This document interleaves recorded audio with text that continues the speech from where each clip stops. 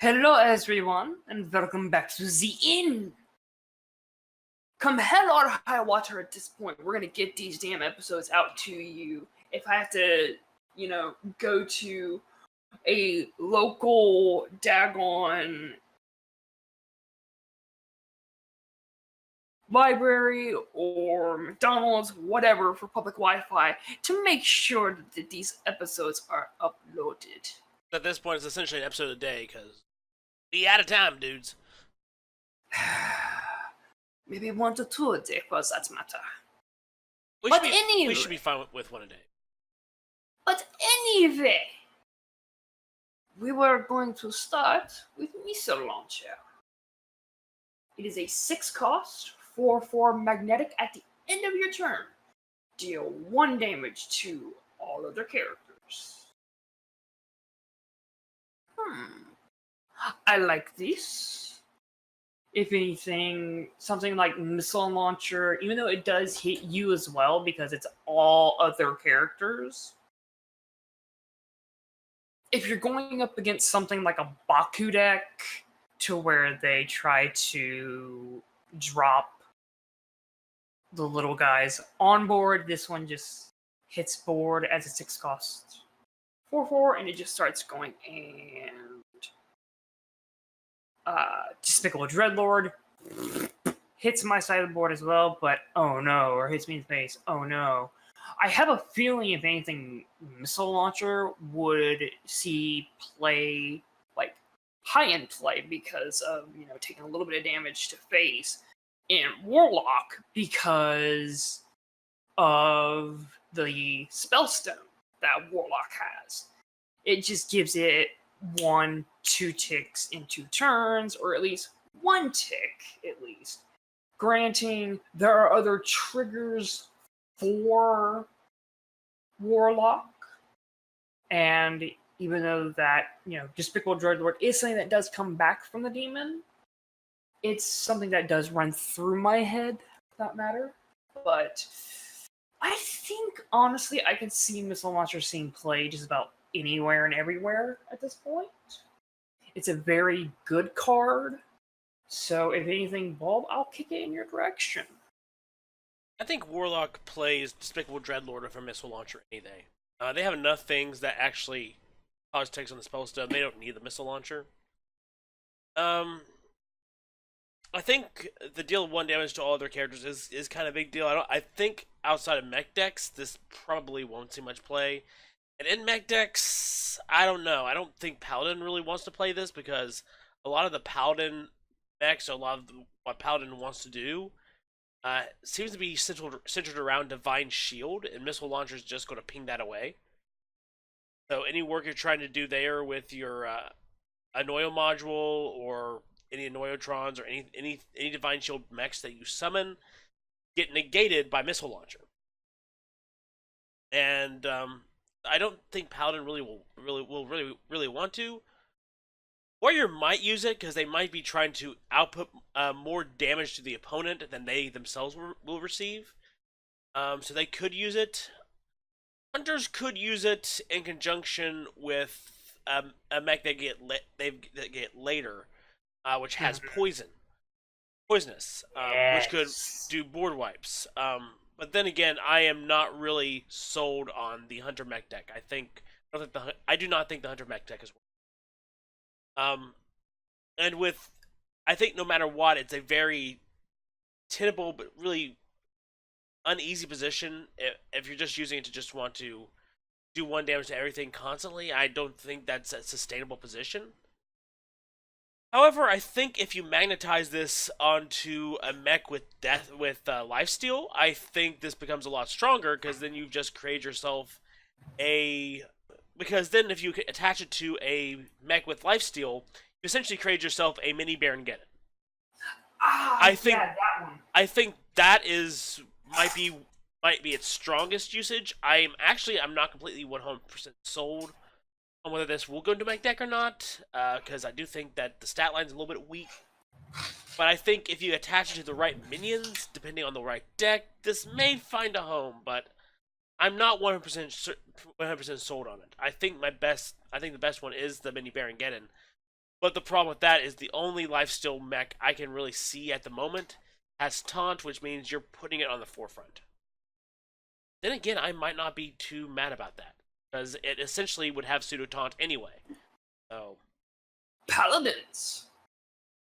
no, paladins, like I said, I don't think paladins really work because the paladin mechs are more focused on divine shield. Any of your divine shield minions that it hits, it's not going to gain the life because it doesn't do damage, and you're getting rid of your own divine shield, which is working against your game plan. If you're going to be pulling off the lifesteal magnetic, you're putting this in warrior. But warrior has so much armor gain. Do you really need the life gain? I'm not sure about this card. Maybe. If anything, you never know. This one may be one of those things where it's just like, it's a sleeper card. Yeah. And just kind of peekaboos and goes high. And all of the mechs with lifesteal that I can think of have taunt as well. So you can't exactly hide this behind anything if you give it lifesteal. Anyway, something to think about. Food for thought. Yeah. Up next, we have Academic Espionage, which is a 4-cost rogue spell that shuffles 10 cards from your opponent's class into your deck, and they cost 1. I love this card. I think it's nutty. Increasing your deck count by 10. I think this is good for just any sort of rogue. Just depending, especially Burgle Rogue. I think this is very strong because one of the issues that you can have in Burgle Rogue is with all of the ways that you can burgle cards, your hand ends up being very full, and you kind of have to play this resource management game. And so you have to have to figure out which kind of burgle spells, which kind of burgle cards do I want to play, because they are going to have a tendency to kind of fill up my hand, and I'm going to risk milling myself, and I might not be able to play what I get right away. Academic Espionage, you don't have to worry about that. It shuffles 10 cards in your deck from your opponent's class. They cost 1, and any card you get will generally be good, especially if they cost 1. You're going to be able to get a lot of stuff out, a lot of value out of this. You're guaranteed to be able to use whatever comes out, especially if you're playing Burgle Rogue and Wild. You might even be able to discount those cards even further so that they all cost 0, and that'd be stupid. But you probably will not. The downside, on the other hand, is that you will not have these cards to use immediately because they will be in your deck, which means if you're looking for resources now to use, you're not going to get them. Plus, this will be a draw later on. You will draw it, and that's your card. If you were looking for a rogue card, too bad, you got a 1-cost card. It could be the 1-cost card you needed, but it may not have been what you wanted at that time. So, I mean, there's pros and cons, but I think the pros far outweigh the cons, where I think I'm definitely going to be playing with this card. I'm actually very excited about this card. This is a great Burgle Rogue card, and it's I think it's strong in other places, and there's some other ideas I have for it. And I think this is going to be seeing a lot of play. I think this is a meta-defining card. I'm looking at something like Tess Greymane. Like, if you decide to just say, alright, screw it, I'm going to burn my entire deck with Myra's Unstable Element. And then go, alright, I'm going to go prep, Academic Espionage, prep, Academic Espionage, and now I have 20 cards in my deck that cost 1 from my opponent's class. That's not counting if you put in another card to where it basically doubles that effect. So you can end up from anywhere between 10 and 40 cards, just depending on how you combo things out. That all cost 1. That are replayable by Tess Greymane. That in and of itself, I just go, because it's just like, we already gotten to see at least a little bit of a test Greymane deck. And it was kind of nutty. It realistically sat down in the kind of like bottom tier list for things, but I look at this and I just go, all right, for one, I won't fatigue. For two, everything that comes from the opponent's class costs 1. For 3, granting, yes, it's random, depending on which side of the spectrum you're falling on, either standard or wild, there's some pretty nice value that comes from being able to play something like a 1-cost Tyrantus or a 1-cost Archmage Antonidius, or a 1-cost Kingsbane, and then start buffing it up. So, I mean, like, yes, the things I listed were legendaries, but you have to take those sort of things into account. I honestly think this is a pretty good card. And I think we're going to potentially see some experimentation on the first couple of days with academic espionage. And after that, it's like, we'll see where this sits and where this falls. Bob, do you have anything else to throw onto the pile here? Oh, I'm definitely going to be playing this one. I'm probably going to be looking at playing 2 copies. I don't know. I'm at the point now with my WoW with my Burgle Road deck where it's kind of like so fine tuned and it's hard to like make cuts and everything. I'm going, what am I going to take out? And so I have to kind of make decisions here and there. And that's going to be the decision. Am I going to want a card that gives me Burgle cards to my hand, or am I going to want Academic Espionage that puts Burgle cards in my deck? I'm going to have to make these decisions back and forth. What am I trying to do? And like, Academic Espionage is definitely going to be a card I'm going to be playing, experimenting a lot with. Fair enough. If anything, we'll move on to Crystalsmith Kangor. It's the Paladin Legendary Scientist. It is a 2-cost 1/2. It has Divine Shield, Lifesteal. Your healing is doubled. So that ideal for being able to use like Missile Launcher and then like a Lifesteal kind of thing. That gets a little bit more impressive with Kangor. Granting, yes, it gets rid of the Divine Shield, but being able to have your healing doubled, that's really nice, especially if you're trying to have a sustain game. Outside of that Missile Launcher combo, heal Paladin anyone? I mean, it's not off the bar, or at least off of the bonkers idea part of things. So, Bob, I mean, like, do you see something here that I might not see, or I'm just gonna kick this to you? I really don't think this is going to see play. I think it's rather weak. Sure comes out in 2, but it's incredibly weak. I think if this was a 2/2 instead of a 1/2, it'd be stronger and I'd be fine with it.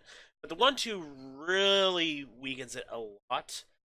Paladin doesn't have as much healing as it used to at the moment. And so you really have to, number one, you have to protect this. Which, if you play it early, you might not be able to, and your opponent might be able to get rid of it. So you have to work at protecting it. And that means Paladin has to go to more mid-range control game. And this sounds more like a control game. And that means Paladin would have to go for in a control game right off the bat, which they may not be able to do if you're playing this early. If you're playing this later, do you have the lifesteal to basically make up for everything? Will you be able? Are you going to be focusing on buffing it? What is your game plan? Because Kangor is a card that needs a lot of support, and it mainly sees support in a control type paladin, which, given the the current state of paladin healing, the current state of control paladin, the fact that you have to just kind of support this either with taunts or by buffing this up, I'm just not sure if this is viable at all, and I just don't think this is going to see play. And again, the issue I had given with the Lifesteal Missile Launcher combo and Paladin is that it gets rid of your Divine Shield, and when the damage gets rid of the Divine Shield, it's not dealing damage, so you're not getting life from that. You're not getting healing. So if you have a bunch of Divine Shield minions on your side of the field, that's a lot less healing than you could have gotten, which is, again, not playing into what Kangor wants to do. And that means you got rid of your Divine Shield for nothing. And if you did get rid of the Divine Shield and the Missile Launcher keeps going off, you're going to be killing your Kangor in a few turns unless you're actively buffing it. This card requires too much maintenance. I'm sorry, I don't think it's going to see play. Fair enough. Next up, we have Cosmic Anomaly, which is a 4-cost, 4/3 Mage Elemental with spell damage +2, and I'm just going to stop and just say this is going to see play. It's an Elemental, it's strong, a 4-cost, 4/3, as we've kind of been saying this entire time, that's Paladin Shredder stats. Again, you need a decent, you need a good effect to go along with that, or else people are going to ignore it. But spell damage +2 is very strong, especially given that Mage has a lot of burn, a lot of control spells that they're going to be able to take advantage of. This is an elemental, which means you can play it in more elemental decks, more controlly decks that have focus on elementals. Plays a lot into any of the spell damage stuff we've seen, and it has a decent stat line.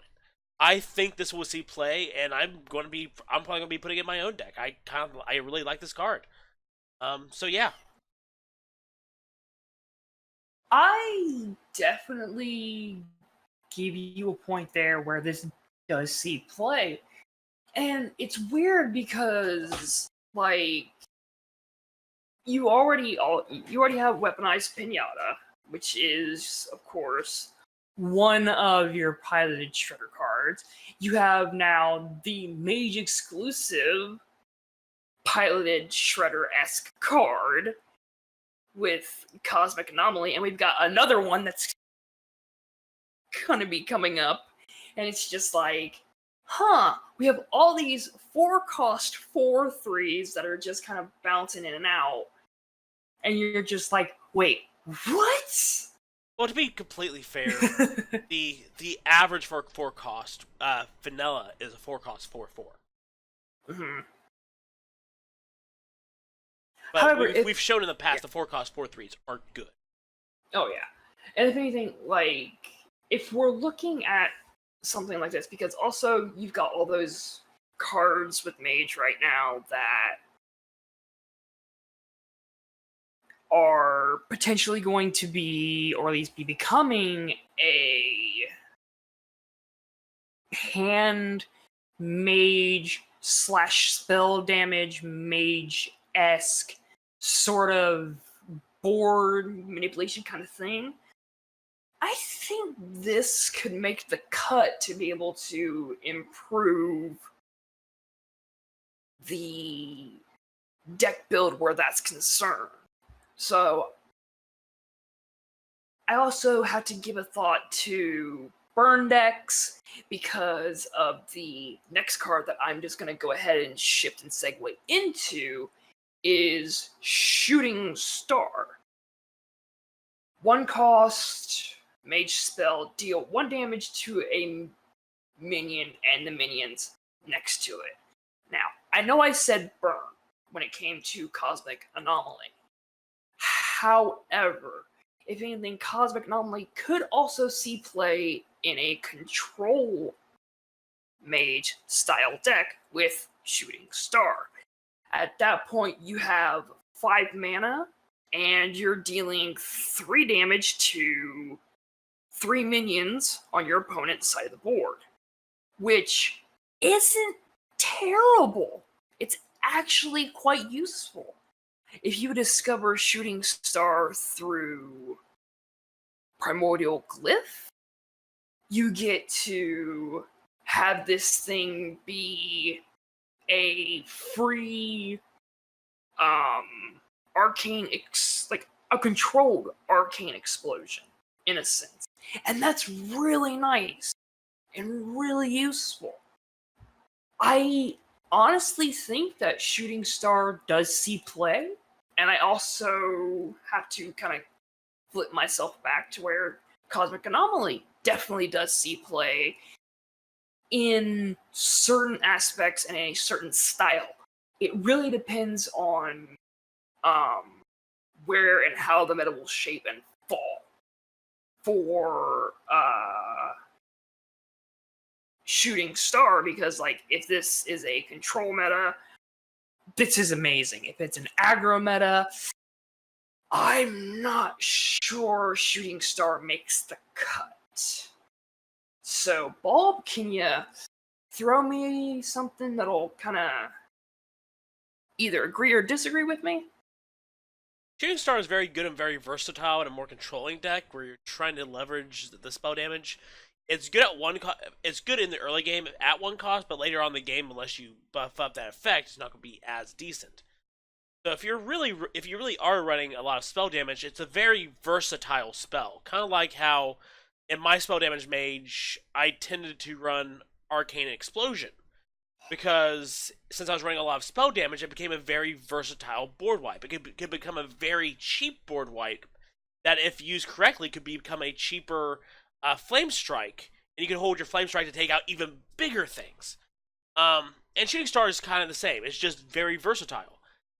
It just depends that unless you're running a lot of spell damage, and if you're not running a controlling deck with spell damage, I don't think this is going to see a lot of play. But it is a very versatile versatile card, and if you can discount it a little bit, it might be worthwhile, especially if you're going up against aggro deck. Next up, we have Zerek Master Cloner, which is a 6-cost 5/5 Priest Legendary with Death Rattle. If you've cast any spells on this minion, resummon it.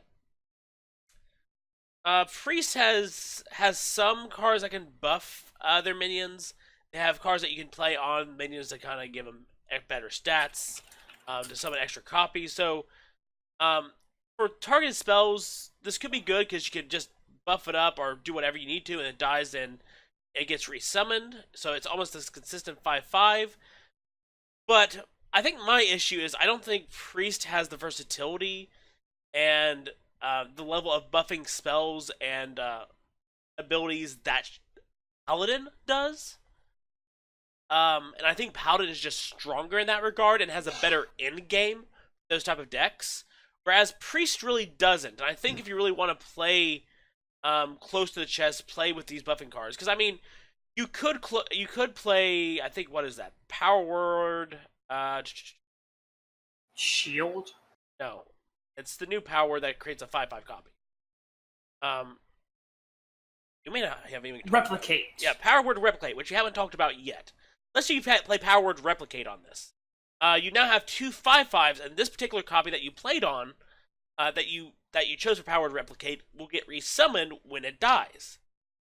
Maybe the other one does too. I don't know, but again, I don't think Priest has the same amount of buffing abilities or spells that you would play on your minions that Paladin does. And at some point with Master Cloner, after it dies enough, you will have put enough of your spells on it that you will have run out of spells, and then Zerek will just die for good. And I don't think Priest can really buff Zerek as much as other cards that make it as worthwhile. I'm really not sure if Priest is going to go in this cloning type direction that they seem to want, that they're seeming to suggest with some of these death rattles. It's a little understated at a 6-cost 5/5. I mean, sure, if it can resummon itself, that's fine. But again, is this the direction Priest is going to go? Because you're trying to say, instead of playing this combo-oriented Priest deck where you want to create a big minion and kind of OTK your opponent, just use these same spells on a few minions and just play a more mid-rangey game. And I don't think Priest is going to go in that direction. Certainly not with Zerek Master Cloner. Now, there is another card coming up that I think that they may try because it's not going to hurt their game plan. But I think Zerek Master Cloner hurts that game plan more in the long run than just playing some other cards and just doing what you normally do. So this is an interesting card concept, but it's not one that I think sees a lot of play. I honestly also think and agree because of the prevalence and more rise where silence will be concerned. Zerek isn't going to get a lot of love and a lot of play. Now, if definitely someone out there in the Hearthstone community prove me wrong, please. I'm okay with being proven wrong. It's fine. But I'm just not seeing the love and the goodness for Zerek Master Cloner. I'm gonna go ahead and scoot over to Shrink Ray. 5 cost. Paladin spell. Set the attack and health of all minions to 1. Let me just start off.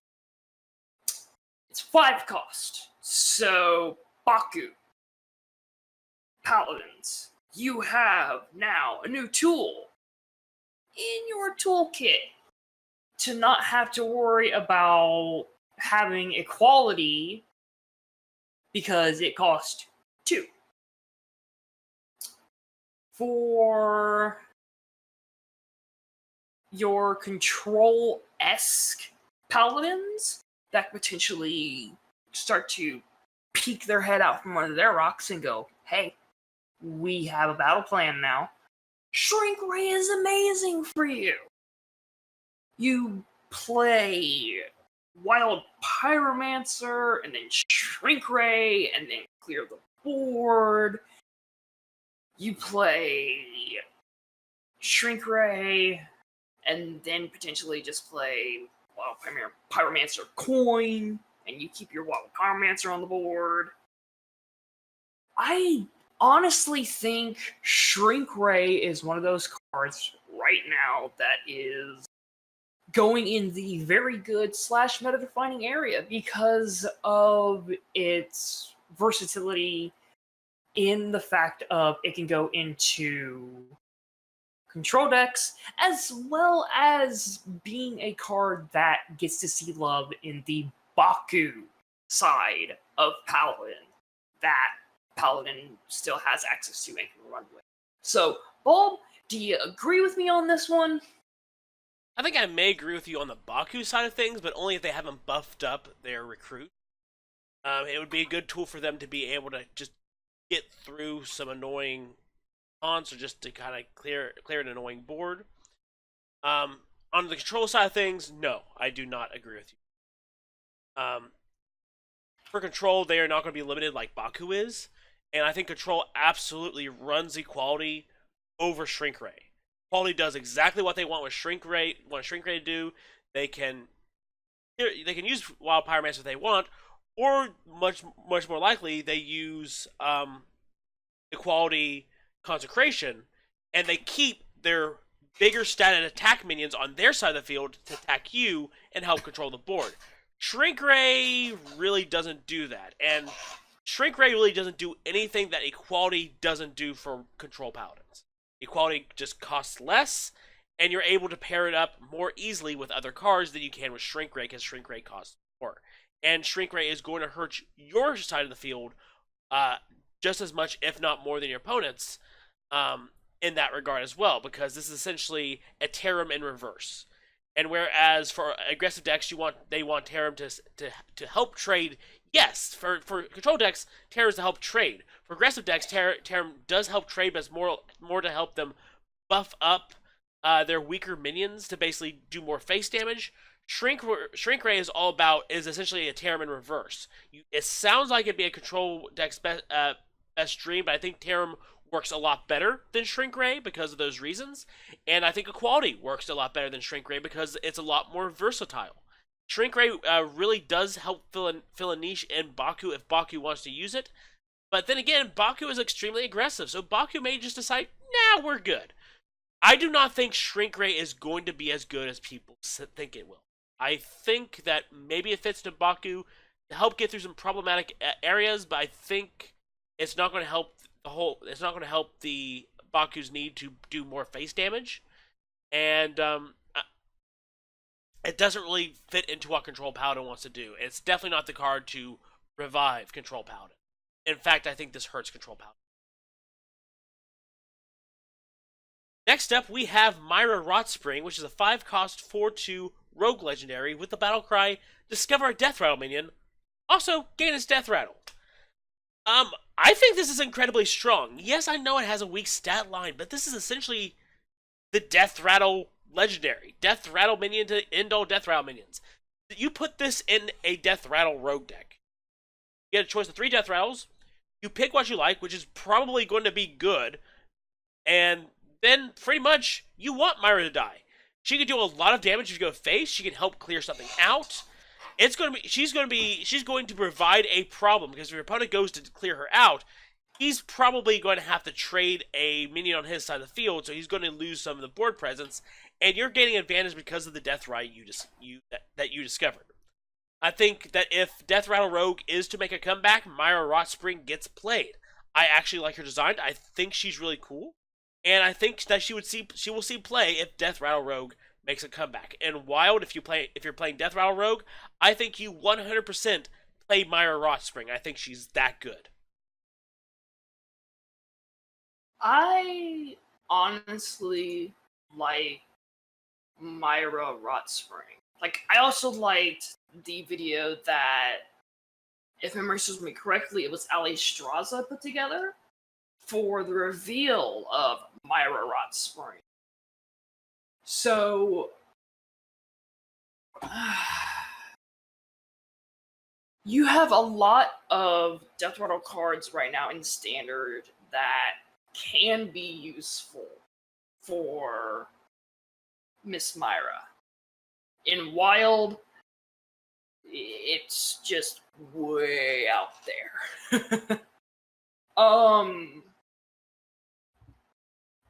If anything, if I were able to somehow discover, like, outside of the neutral and the rogue side of things, like, hey, look, I can discover the paladin's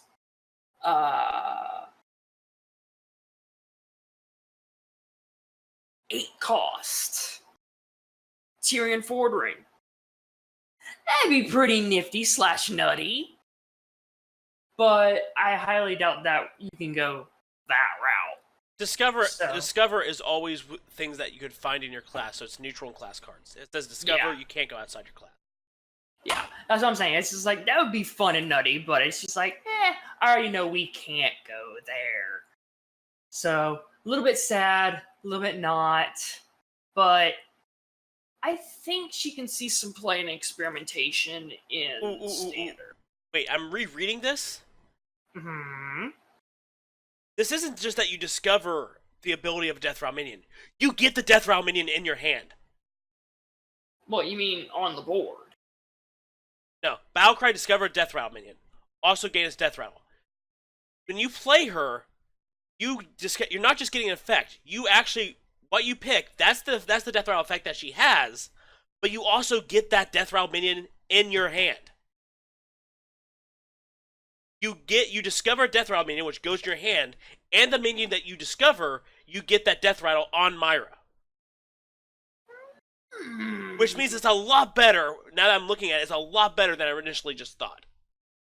Yeah, this is a must-play in a Death Rattle deck. Very much so. Good catch, Bulb. If anything, we'll leave it at that. I will scoot over to Volcanic Burst. 1 cost. You mean Voltaic? Voltaic, excuse me, thank you. Voltaic Burst.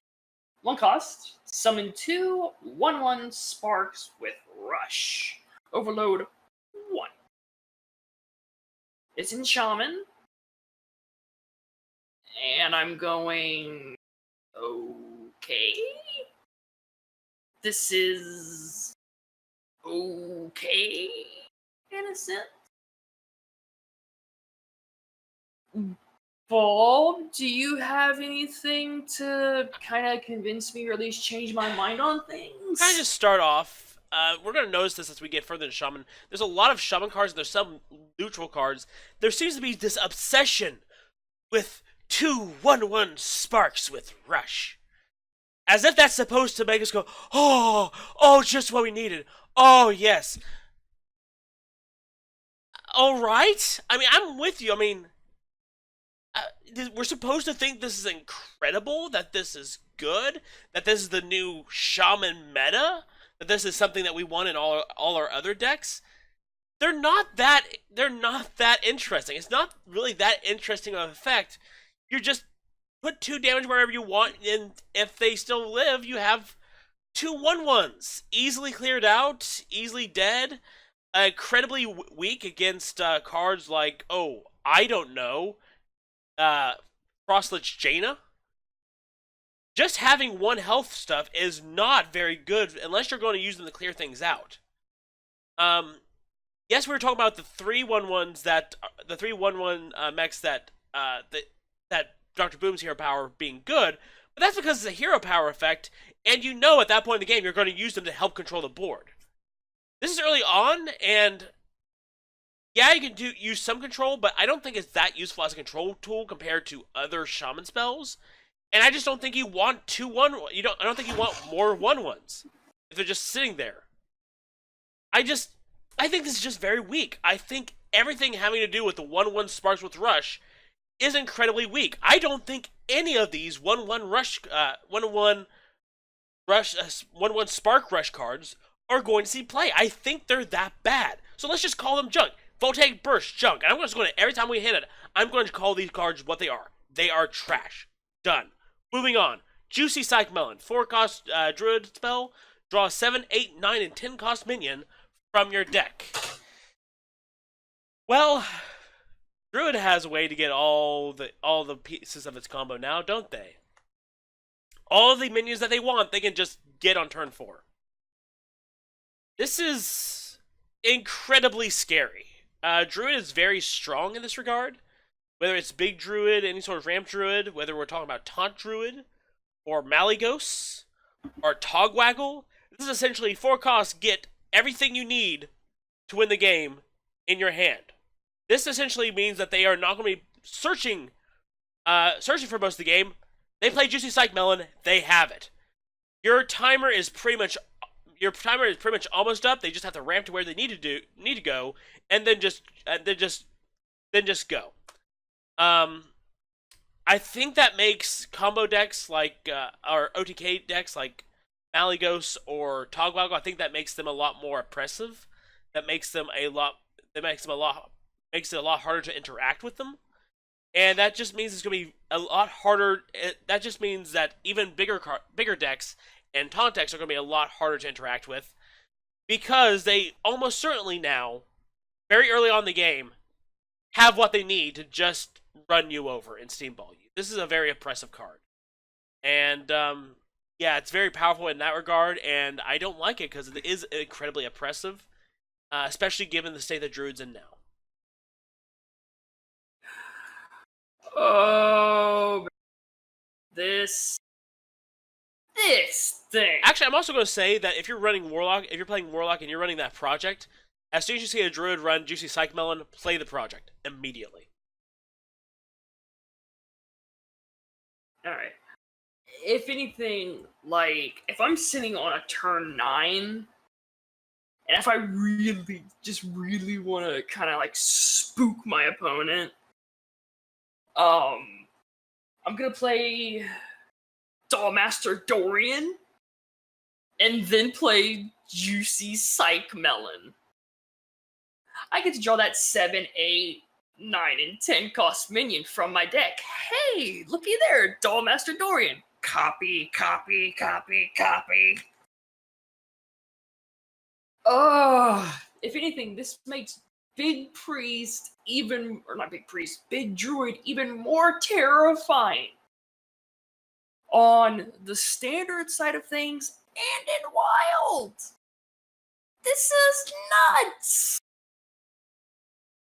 Like, especially with another Druid card that we haven't even gotten to review just yet. And it's just like, oh, like,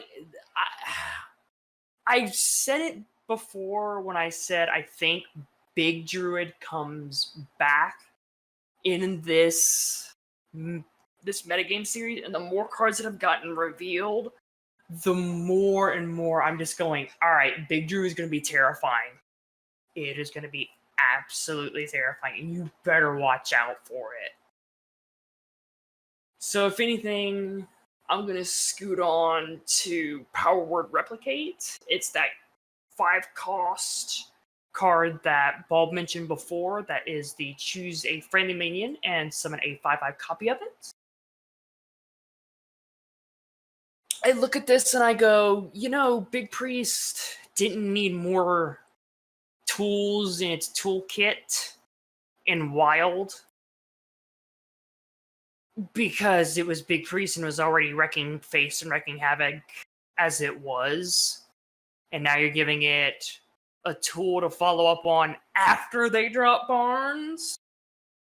Or at least, if they want to run the Barnes-less version of the deck, you just go, oh, looky there, I have this to copy now. I don't like it at all. Just at all. But at the same time, I think as far as standard goes, I don't think this gets ran unless you get one pulled from, like, Lyra. So it's just like, Bob, can you convince me otherwise? It's going to be strong in the right priest deck, I think. This is incredibly strong in a priest deck that's going for bigger minions, that gives them more versatility. I think in the right priest deck, and I think, I do think this is definitely going to see play. Maybe not so much in standard, definitely in wild. But who knows? If the right priest deck is made in wild, I think this could see play. Yeah, I'm not going to rule this. Next up, we have Augmented Elekk, which is a 3-cost, 3/4 beast with the effect whenever you shuffle a card into a deck, shuffle in an extra copy. What it does is, for every card that goes in, it makes a copy of it. So this is anything that goes in the deck. If you Psychic Scream, you double what goes in there. Although there's something to be said that if Alex on the field anyway, it's going to ignore that because Alex is getting shuffled in. But it is something that probably Toast is going to experiment with to see if that happens. But Benedictus, you essentially you shuffle in 2 copies of your opponent's deck into your deck. For Rogue, Academic Espionage, that's 20 cards. Well, to be fair, what that actually is that's 20 cards. That's 2 copies of each of those 10 cards that you got, and each of those cost 1. So it's not like 20 unique cards. It's 2 copies of each of those 10. So it's 10 cards, but you have 2 copies each of them, and each card costs 1, so there's 20 cards in your deck. And this is for any card. I think this has a lot of versatility depending on what you're trying to do, especially in Rogue, where you're shuffling in spiders into your deck, where you're going to be using Academic Espionage, where you have Lab Recruiter. I think this is just going to put a lot. This is going to give Miracle Rogue and Rogue in general a lot to really chew on and experiment with. I think this is really a really interesting and cool card. Now, one thing that I do have to mention, unless they changed it, last I heard of, the absolute deck limit on the decks, like the biggest your deck could get, was 60 cards. And this was found out, I forget what the Tavern Brawl was, but there's a Tavern Brawl where basically you only pick so many cards, and then there was like 5 copies of each of those cards were shoved into your deck. And it was found out if you put in a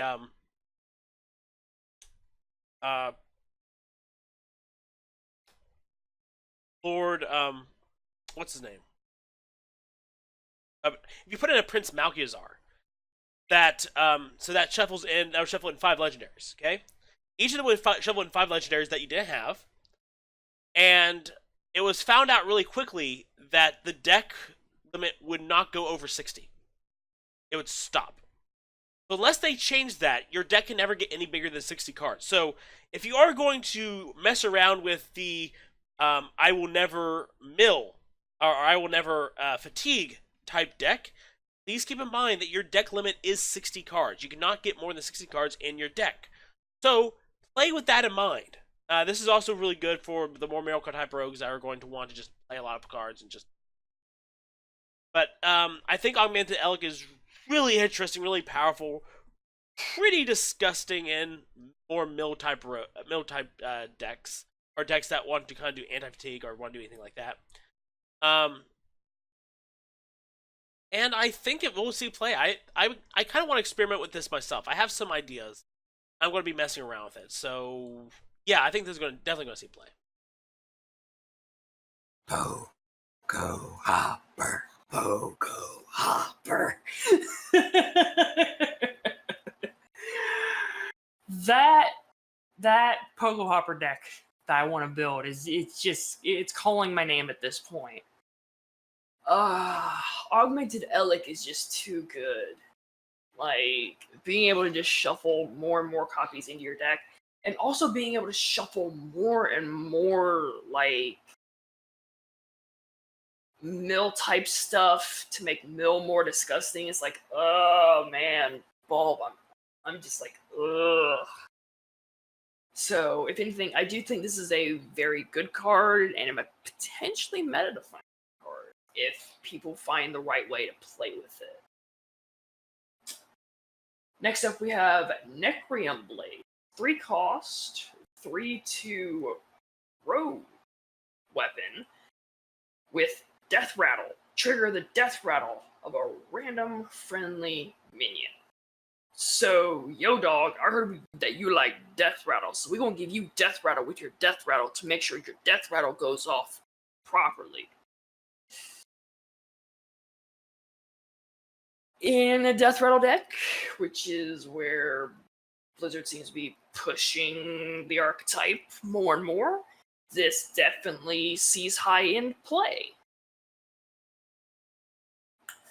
I can see this also being played for Jades, because if you keep that Jade Swarmer, that's stealth, on the board, and you make it to where it pops, or at least this weapon pops, and then it pops the Jade Swarmer or the Unearthed Raptor that copied the Jade Swarmer, you're getting bigger and bigger stuff. So it's just like, I can see it's some interesting play in that side of things.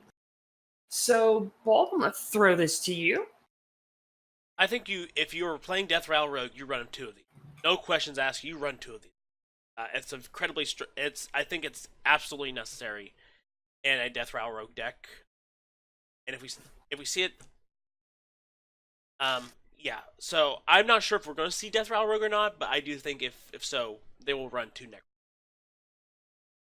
Thunderhead. It's a 4-cost 3/5 Shaman Elemental with the effect after you play a card with Overload, summon 2 1/1 Sparks with Rush. Before I just say it's trash, I'm just going to outright say that the Shaman Overload decks are more focused on the bigger Overload minions and creating giants than they are putting Thunderhead down just to get 1/1 Sparks with Rush. It's not going to see they play that deck. It's not going to see play an A deck. This is trash. It's garbage. Moving on. Well, if anything, first of all, Thunderhead, I think you're gonna blow expectation. How about you just drop expectations? There you go. Shh.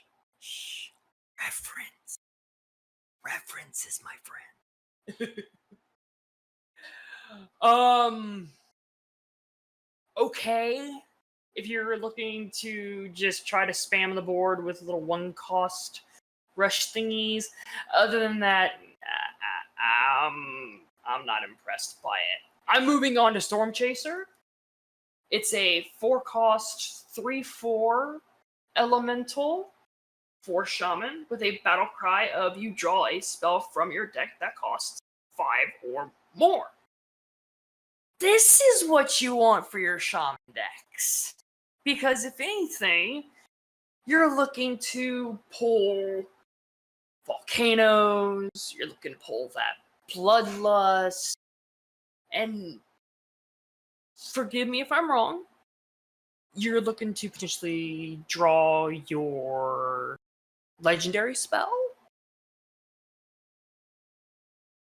There's also the idea of the spellstone, if you would want it to be ran into your deck. So, Storm Chaser, good card. Does see play. Bulb.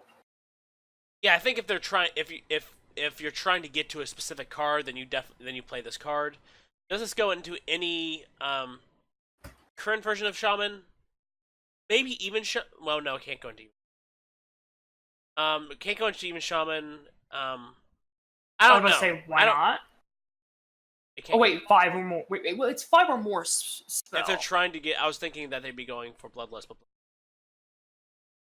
Well, I mean, there might be some other spells out there that would cost. Not really. Shaman really doesn't have a lot in the way of high cost spells. I think that's what a lot of people's main issue is with it. Is that Shaman really doesn't have the amount of high cost spells that other classes do. Maybe good for finding a specific spell, but then again, in those type of decks, is that what you're looking for? Are you going to be putting this in Shudderwalk to try to make sure you have Volcano? Are you going to be putting this in Overload to make sure you have your Spellstone or Volcano, whatever else you need? Do you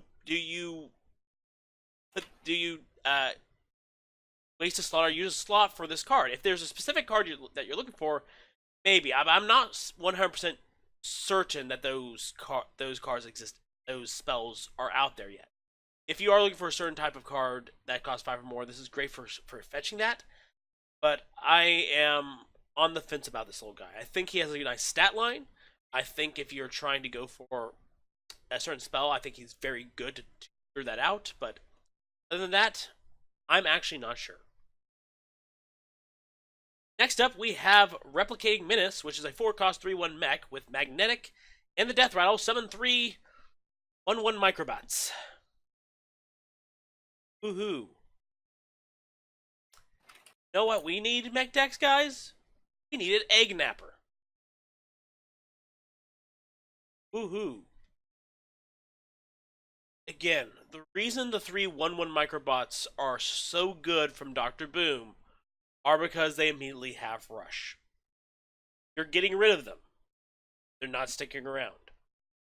And do you want to either attach something to Replicating Menace or attach Replicating Menace to something to summon 1/1 Microbots? I don't think the stat line's impressive. I don't think it's worthwhile. It's worthwhile as a frame or as a magnetic or as a buff itself, and I don't think those 1/1 Microbots are impressive whatsoever. Whatsoever. I think this is essentially the Egg Napper situation. I don't think it's good. I don't think it stays play in Constructed at all, whether in Standard or in Wild. It will probably see play in Arena, but that's about it. You took the Arena angle that I was throw down for. Roar! Yeah, if anything, like this, like it could be useful. It could be useful, and the only reason I say it could be useful is because, like, all right, well, Paladin could just say screw it, slap it onto something, and then use its legendary spell to be able to just have it come back. You have more board and things like that, and oh look, little 1/1 Microbots, you can buff them up and things like that. But it's just like, I don't think it goes there because it's just meh. So it's just like I don't. It goes in Arena. Let's just be 100% perfectly clear. I go on to our last card, which is Security Rover. It's a 6-cost, 2/5 warrior mech that whenever this minion takes damage, summon a 2/3 mech with taunt. So if anything, I can make this thing bigger because of Magnetic. Whenever it takes damage, I summon a 2/3 mech with taunt. I'm in warrior. I have whirlwind effects in warrior that would make my 2/3 mechs with taunt just come out with more, with more mechs that I can potentially just keep adding and stacking onto. Ding, ding, ding, ding, ding. This thing sees play. This definitely is a very good card.